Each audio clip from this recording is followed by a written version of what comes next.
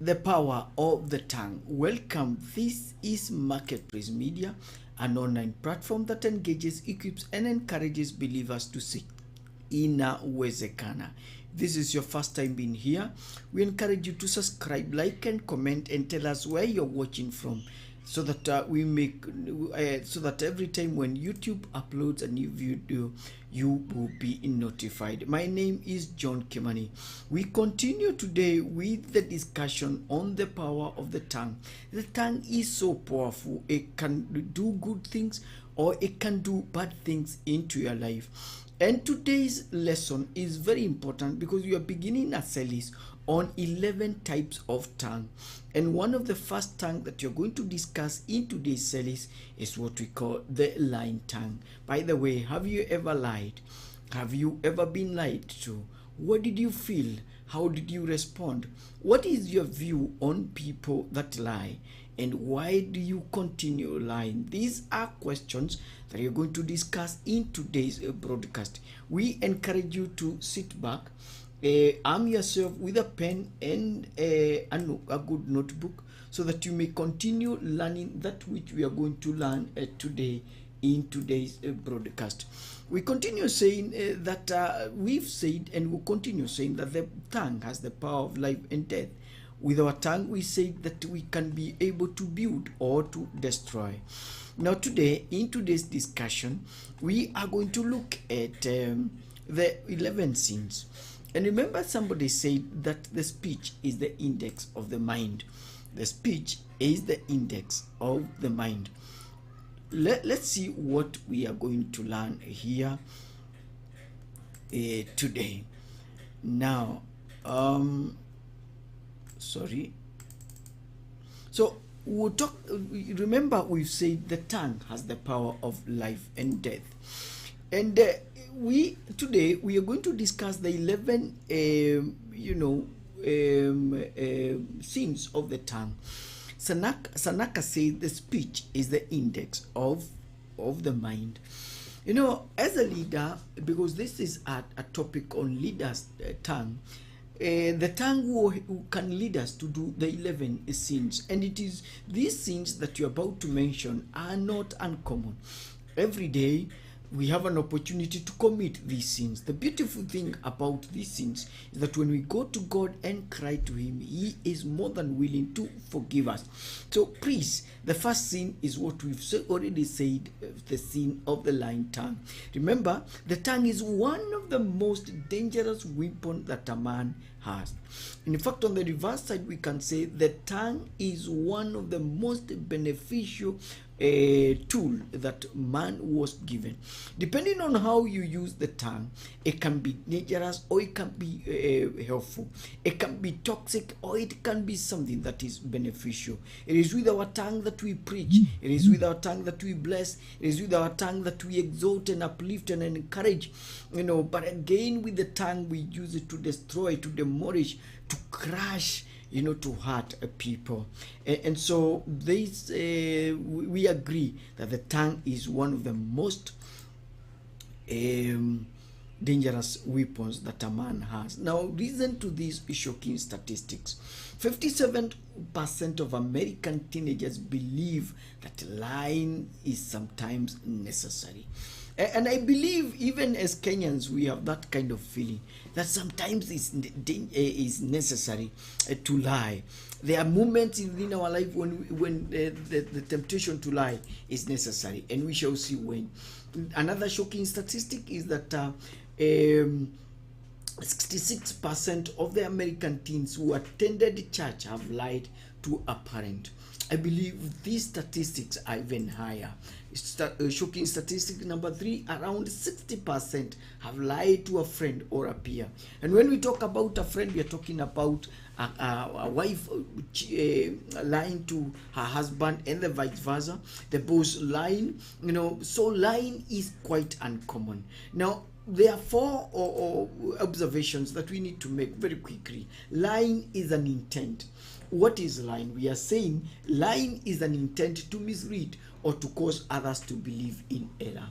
If anybody would ask you what is lying, then we can tell them it is that intention. It is that deliberate step which you make to mislead somebody, to be able to present facts not as they are.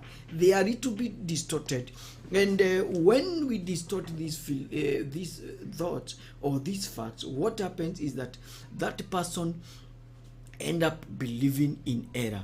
Whatever it is that you take as gospel truth is not the gospel truth, but it's a falsehood. Now we are saying that lying is the first sin in the world. Lying is the first sin in the world. In Genesis chapter 3, let's read that. We are going to read Genesis chapter 3.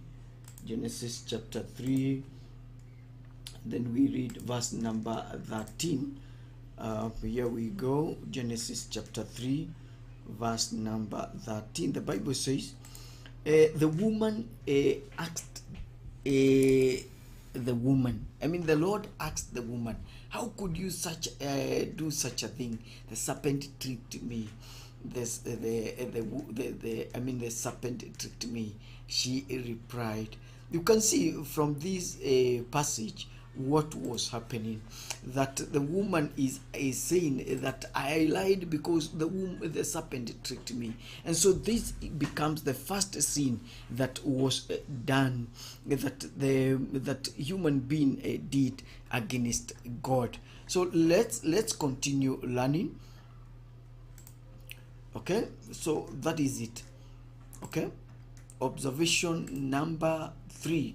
Lying is an abomination against God.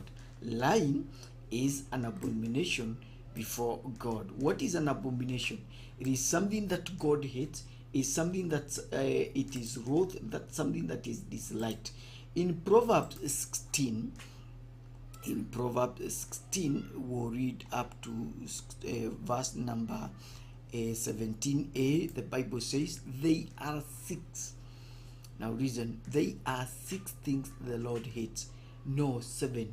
Haughtiness, lying. Have you noticed? Lying, murdering, plot. So all these things, including false witness and sowing discord among brothers, these are things that actually God really hates. God does not like those things.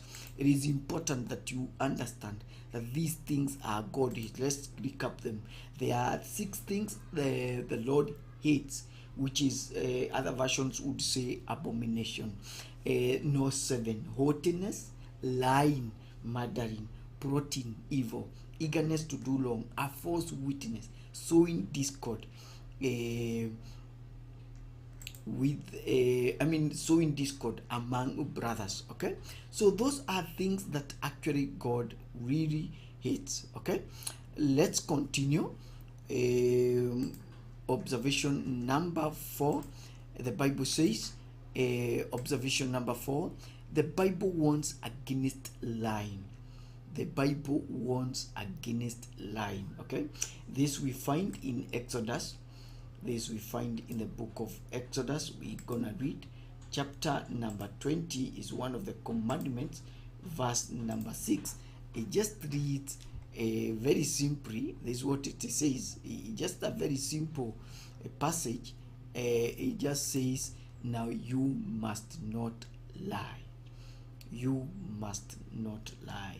You must not speak falsehood. Okay, you must not speak falsehood. If you've not subscribed to this channel, please consider doing it now.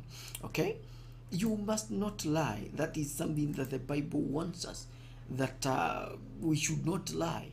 It is not a nice suggestion, it's a command. You must not lie. It doesn't say you must try not to lie, or from time to time you can lie when you feel like, when it has to do with saving your face, you can lie. No, it simply says you must not lie. Do not lie. Some other versions would say, thou shalt not speak falsely against your friend. Okay, so let's see the 4 forms of lying. 4 forms of lying. It can be deceitfulness, where you simply speak that which is not true. We can also talk about half-truths when you present a half-truth and the rest of it is not true. It can also take the form of exaggerations where you twist the truth to say more than it should do, or it can be flattery when you make things when you flatter people, and you're going to see how this works. Now, if we know lying is wrong, and I think this is very important, why do we lie? If we know that lying is wrong, why do we continue lying? The following 5 reasons. Number 1, we fear the consequences.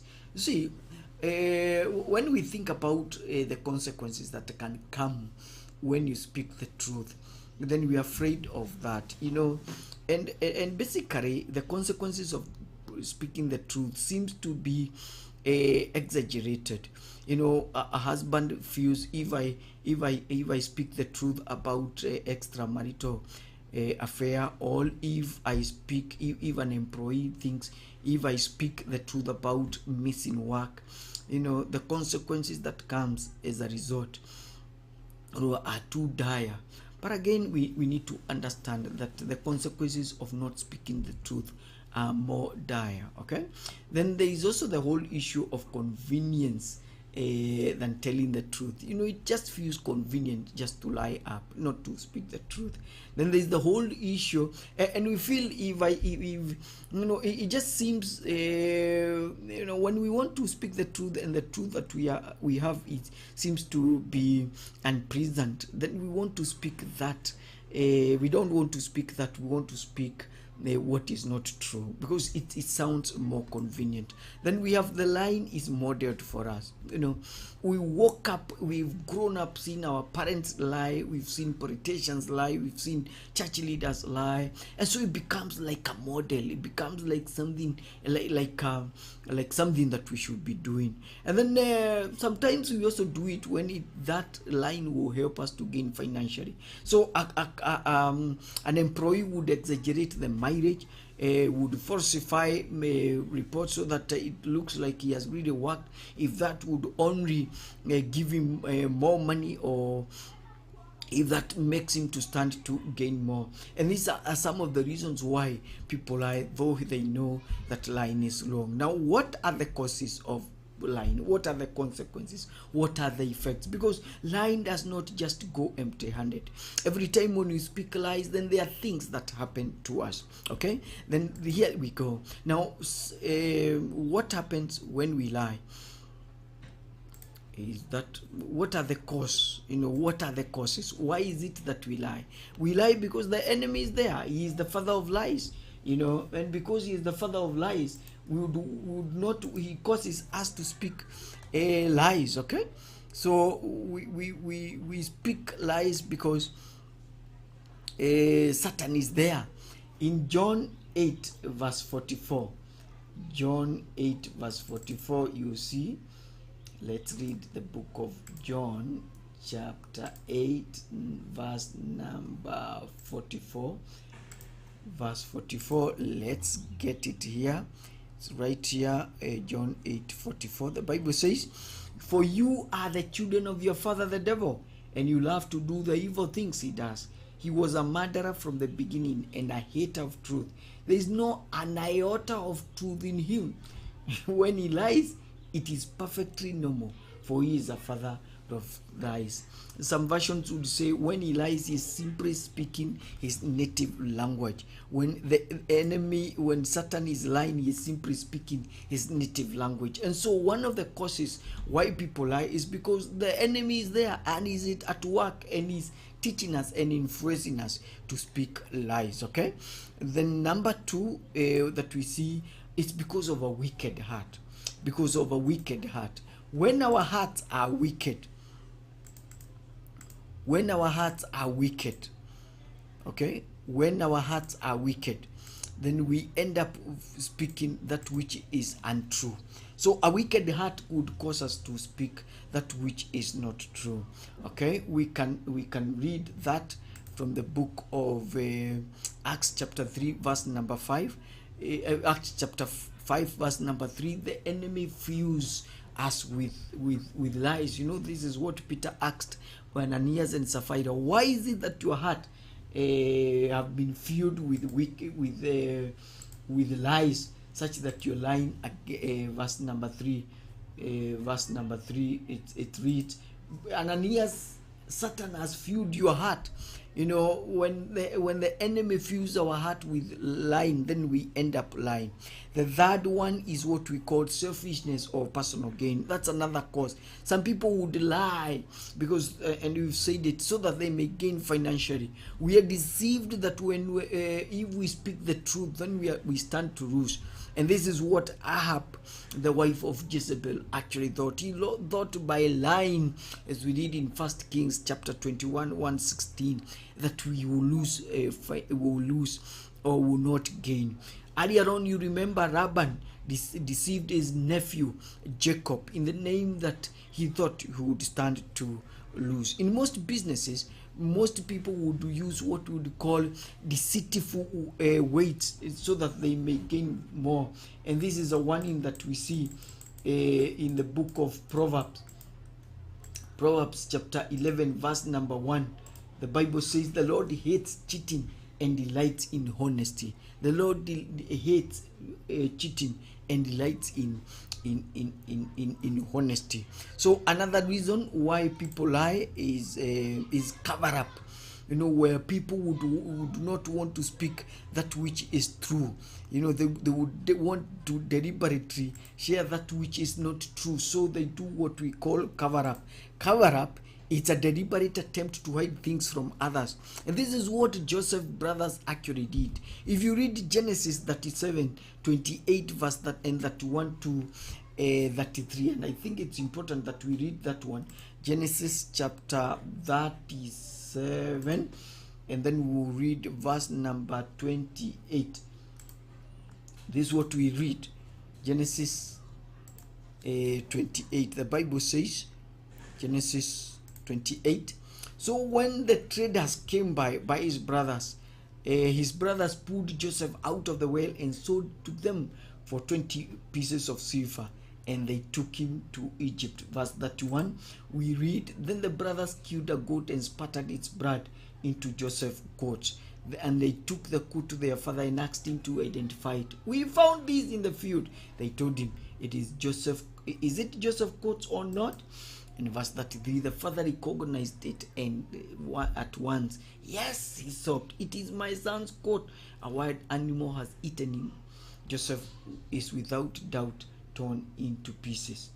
And then verse 34, we say, Israel torn his garments and put on sackcloth and mourned for his son in deepest mourning for very many weeks. We understand that the truth of the matter is that Joseph was not torn by a wild animal. Even this coat was not was actually sprinkled by blood. It was a deliberate cover-up that his brothers did. And this is something that we see happening within this world, where people would deliberately cover up the truth. Somebody is murdered, there is a cover-up. Corruption happens, there is a cover-up. You know, there is a loss of property within the company, there is deliberate cover-up. It's deliberate attempt to hide things so that the truth is not known. We've even known sometimes people would commit murder. And because various witnesses, key witnesses are there, you know, these key witnesses are murdered. Not once, not twice, where key witnesses are removed so that they don't speak the truth. These are deliberate cover-up. And doesn't necessarily happen within political field where much of that is done. But even within church circles, you know, you would find that somebody would look for ways and means to cover up the truth. You know, maybe it has to do with destroying a minute book or key documents so that the truth is not known. You know, sometimes it would mean maybe bribing the key witnesses so that they don't show up in court session. You know, whatever it is, but that's a form of lying. The other one that we can talk about here is what we would call pride. Another cause is pride and envy. And when we talk about pride and envy, we are talking about is just that inner deception that I'm better off than others. And when you ask yourself, why is it Ananias and Sapphira actually lied to the man of God by taking money?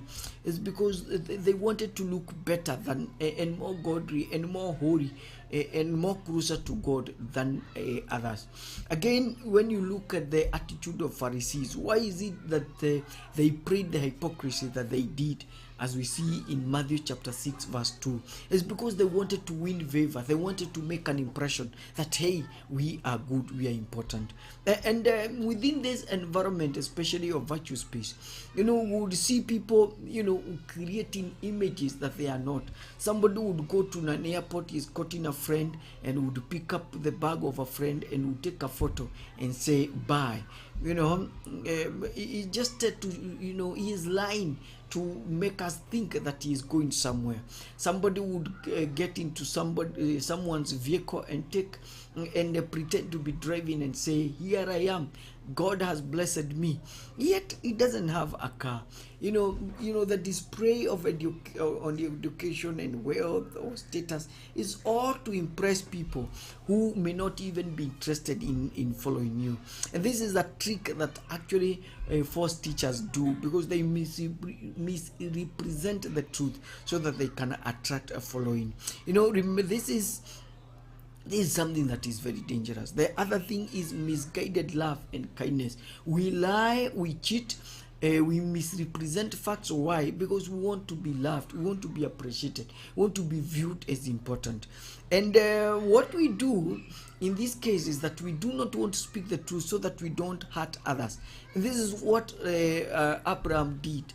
When he was in Egypt, he did not want to speak the truth. He said, my wife is my sister, because he did not want to face the wrath of the Egyptians. It was known that Egyptians, because his wife was so beautiful, would be taken away from him. And so he ended up lying. And there are so many times we do that, we do that. And you see, out of the love of Jacob that Rebecca had for her son, she actually encouraged her son to lie so that he would get the son would get a blessing. Of course, that did not work out well between Jacob and his brother Esau. And so sometimes out of our insecurity, because we are not secure, a wife would want to lie to her husband. A girl would want to lie to her fiancé that I have that I don't have a child, which is not true. Maybe a man would lie to his fiancé that, well, I have a very good job, and the truth of the matter is that this guy is earning peanuts. He would want to put up a show, and that is very, very dangerous. And the other reason why people, because of lies, it's a way of life. It's a habitual. It's within the blood. It just comes like natural. Even when there is no purpose to lie, even when there is no pressure to lie, even when there is nothing is at stake, somebody just speak lies. And Jeremiah chapter, and I would wish we would read this. This is Jeremiah. Where is Jeremiah now? Jeremiah chapter 9. We'll read the first. Would read verse number 4 and verse number 5. Jeremiah chapter 4. Let's read that. Jeremiah chapter 9. Yes, here we are. This is a warning that Jeremiah gave. It says, be aware of your neighbor. With an exclamation mark. Be aware of your brother. Or take advantage of one another and spread their... And then we're also talking with practiced tongue. They fool and defraud each other. And they wear themselves out with all their sinning. You can see that be aware of your brother. Because what do? They have practiced. What have they done? They have practiced. What have they done? They have practiced no one speaks the truth. They would want always to speak that which is not true, and that is very, very dangerous. The other one is so it becomes a way of life. You just lie, it becomes natural to us. Okay, then what are the causes of lying? You are watching Marketplace Media, an online platform that engages, equips, and encourages believers to say inawezekana. Today's broadcast is partially sponsored by Freshworld Computers. Please, these are located along Tom Boyer Street, in Dominion House, shop number 10C. You can reach out to them on 0722 399 045. 091. Are you looking for a computer? Are you looking for a desktop? Does your desktop require repair? Please, this is the place to visit. So we are asking each other, what are the causes of lying? What are the causes of lying? Okay, number one, what are the effects of lying? Now, these are the following effects of lying. Number one, there is harming of others. Others are harmed. When Jacob's son deceived him, of course he grieved and mourned. There was psychological harm. Jacob was overworked again. He had to work more than he deserved to do, and actually ended up becoming a polygamous and marrying 2 sisters, and that marriage was full of strife. And then again, when we lie, lying can be harms your reputation. When we read Psalm 109, Psalm 109 verse number 2, for the mouth of the wicked and deceitful are opened against me. They have spoken against me with a lying tongue. Lying destroys somebody's reputation. When facts are misrepresented about you, what happens is that you are harmed. Then it's a form of betrayal. Sharing secrets that you're not supposed to share, and actually exaggerating, that is a sign of betrayal. Number 3, it's a friendship breaker. Who would want to be a friend of somebody who lies? Nobody. Then number 4, it alienates us from God. It alienates us from God. We are aligned away from God. And then the other thing is that it influences others to sin. When you keep on speaking lies, others are influenced to speak lies. In Proverbs, and I think this one is very important that we read Proverbs chapter 29 verse number 12. This is what we read. Let's read. Media, please bring it. If a ruler pays attention to lies, this is very important, all his officers will become wicked. In other words, when a ruler becomes a liar, then all his people will think this is the modus operandi. This is how we do things. And what are they going to do? They are going to lie. Okay? The other reason is that it leads to loss of respect. Who would respect somebody who lies? No one can trust anyone who speaks lies. Again, if we read the book of Jeremiah, chapter number 9, this is very important. I would wish that you read it. Okay? Let's repeat this verse. We had read it previously, but it's important that we read it. Verse number 4. Watch out for your friends and don't trust your own relatives. Why? Because every relative is a cheater, and every friend tells lies about you. Everyone lies to his friend, and no one speaks the truth. The people of Judah have taught their tongues to do what? To lie. They have become tired. They have become tired from sinning. Now, you see, when we don't speak the truth, when we don't speak the truth, these are the things that actually happens to us. It leads to, we are saying, it leads to loss of respect and honor. people would not want to trust you. And then number 7, it invites punishment from God. The end of liars, the end of those people who cheat, their end is gloomy, because their praise is the lake of fire.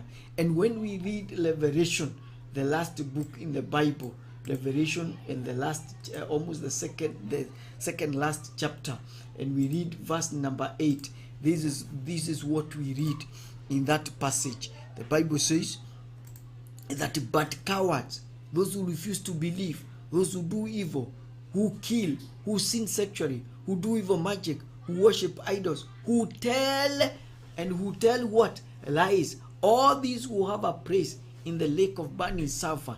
This is the second death. This is the second death. It is important for us to recognize that that is the doom. This is what will happen to those people who lie. And we want to believe it is important for us to be able to shy away from lying, because the end of lying is the praise, is that praise where we are saying the lake of fire. So we ask ourselves a very important question, because this is very, very important. And the question that we want to ask, how can we overcome?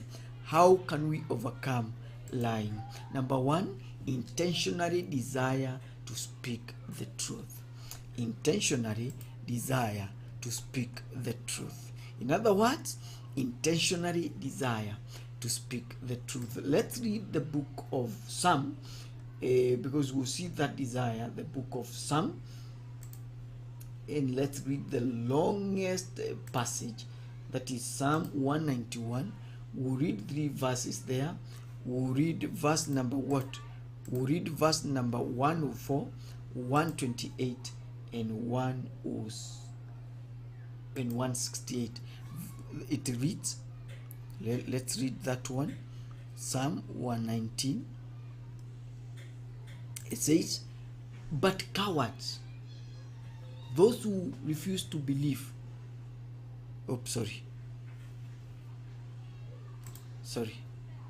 Your orders give me understanding, so I hate lying ways. Your orders give me what? Understanding. So I hate what? I hate lying ways. Okay? Let's read verse number 128. Verse 128, the same passage. The Bible says, I respect all your orders, so I hate lying ways.